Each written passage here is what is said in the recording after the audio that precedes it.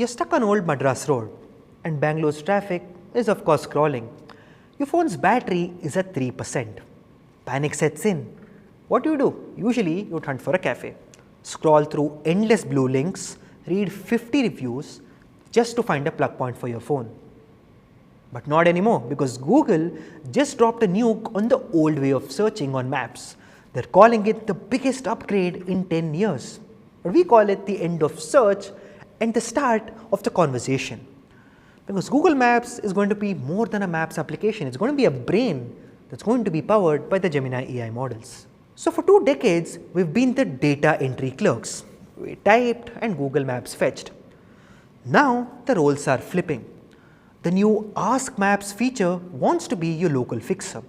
So don't search for vegan restaurants. Ask it, find a cozy spot halfway between me and my crew. Or also ask it, where can I charge my phone without waiting in a queue for a cafe? It's crunching data from 300 million locations and analyzing 500 million community contributors.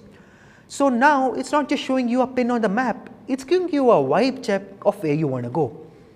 And India, fortunately, is the front line for this rollout. We aren't just users, we're going to be the beta testers for the world. So is this about convenience or is it about total immersion? Because Google is rolling out immersive navigation. It's basically a new feature, a GTA style 3D rendering for your morning commute. You see the overpasses, you see all of your crosswalks, the exact lane you need to be in. And it also even tells you which side of the street to stop on. And it also highlights the actual building entrance. So, no more circling on the block like a lost soul. Because this new feature is hyper realistic, it's visual.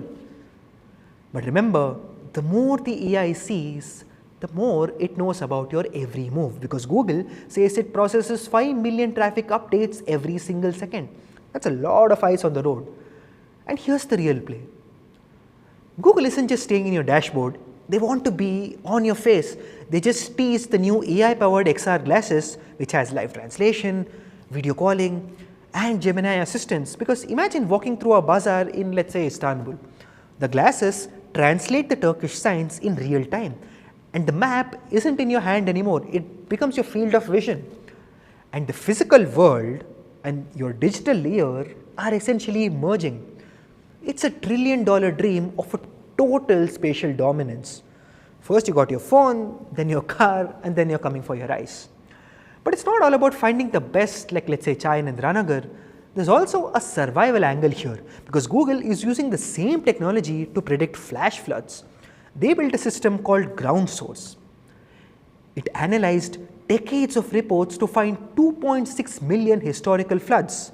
And then what? Now they can warn communities up to 24 hours before disaster hits. So it's a pivot from where am I to how do I stay safe? Because Google Maps is evolving from a tool into a shield. And this is the narrative that Google wants us to buy. Look, AI is going to be our ultimate guardian. And the era of 10 blue links is long dead at this point. But the map is alive, it is talking, it is also watching. And it's the biggest shift since GPS went mainstream. So will it make the life of me and yours easier? Absolutely, because will we ever forget how to navigate without a digital hand to hold? That comes as the biggest risk. So drop a comment if you're ready to talk to your map, or is it getting too personal? This is FrontPage by AIM Network. Like, share and subscribe. And always remember to think AI, think AIM.